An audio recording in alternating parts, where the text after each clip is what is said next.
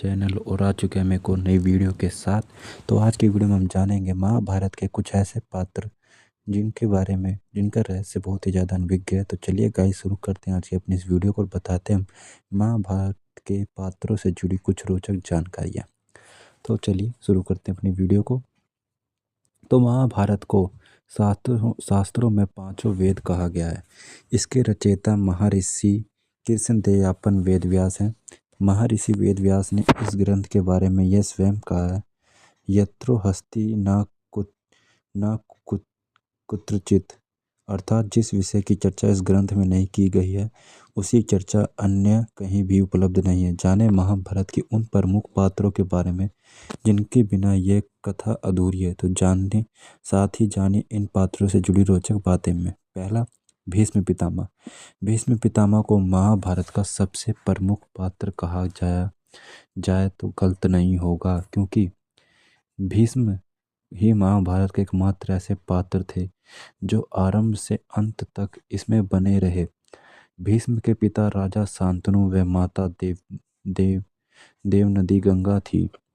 भीष्म का मूल नाम देवव्रत था। राजा शांतनु जब सत्यवती पर मोहित हुए तब अपने पिता की इच्छा पूरी करने के लिए देवव्रत ने सारी उम्र ब्रह्मचारी रहकर हस्तिनापुर की रक्षा करने की प्रतिज्ञा ली और सत्यवती को ले जाकर अपने पिता को सौंप दिया।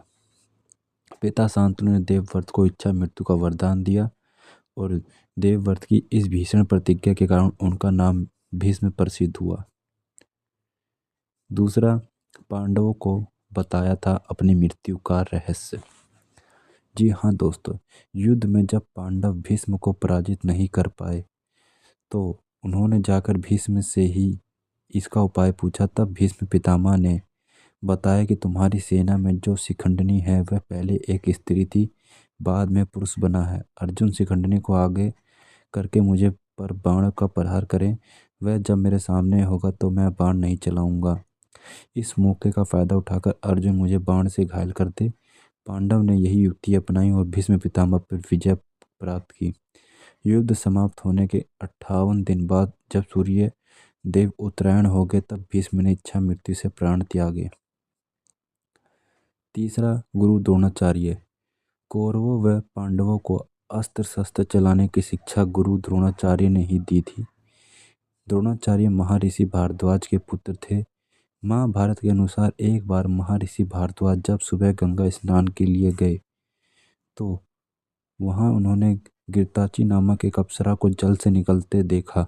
यह देखकर उनके मन में विकार आ गया, उनका वीर्य स्वाक्लित होने लगा। यह देखकर उन्होंने अपने वीर्य को द्रोण नामक एक बर्तन में संग्रहित कर दिया। उसी में से द्रोणाचार्य का जन्म हुआ। जब द्रोणाचार्य शिक्षा ग्रहण कर रहे थे तब उन्हें पता चला कि भगवान परशुराम ब्राह्मणों को अपना सर्वस्व दान कर रहे हैं। द्रोणाचार्य भी उनके पास गए और अपना परिचय दिया। द्रोणाचार्य ने भगवान परशुराम से उनकी सभी दिव्य अस्त्र शस्त्र मांग लिए और उनके प्रयोग की विधा भी सीख ली। द्रोणाचार्य की विवाह कृपाचार्य की बहन कृपि से हुआ था। कृपाचार्य कौरव व पांडवों के कुलगुरु थे। इनके पिता का नाम सरदान था। वह महर्षि गौतम के पुत्र थे। महर्षि सरदान ने घोर तपस्या कर दिव्य अस्त्र प्राप्त किए और धनुर्विद्या में निपुणता प्राप्त की। यह देखकर देवराज इंद्र भी घबरा गए और उन्होंने सरदान की तपस्या तोड़ने के लिए जानपदी नाम की अप्सरा भेजी। इस अप्सरा को देखकर महर्षि सरदान का वीर्यपात हो गया। उनका वीर्य सरकंडों पर गिर गया जिससे वह दो भागों में बट गया। उससे एक कन्या और एक बालक उत्पन्न हुआ। वही बालक कृपाचार्य बना और कन्या कृपि के नाम से प्रसिद्ध हुई। महाभारत के अनुसार युद्ध के बाद कृपाचार्य जीवित बच गए थे। आज भी जीवित हैं कृपाचार्य। धर्म ग्रंथ में जिन्हें 8 अमर महापुरुषों का वर्णन है, कृपाचार्य उनमें से एक है। अश्वत्थामा, राजा बलि, व्यास जी, हनुमान जी, विभीषण, कृपाचार्य, परशुराम व ऋषि मार्कंडेय, ये 8 अमर हैं। महर्षि वेदव्यास। महर्षि वेदव्यास ने ही महाभारत की रचना की और वह स्वयं भी इसका एक पात्र है। इनका मूल नाम कृष्णदेवयापन वेदव्यास था। इनके पिता महर्षि पराशर तथा माता सत्यवती हैं। धर्म ग्रंथ में इन्हें भगवान विष्णु का अवतार भी माना गया है। इनके शिष्य वैश्यम्यापन ने ही राजा जन्मेजय की सभा में महाभारत कथा सी सुनाई थी। इन्हीं के वरदान से गांधारी को 100 पुत्र भी प्राप्त हुए थे। ठीक है गाइज। और महावीर ऋषि वेद व्यास ने धृतराष्ट्र व गांधारी को दिव्य नेत्र प्रदान किए थे।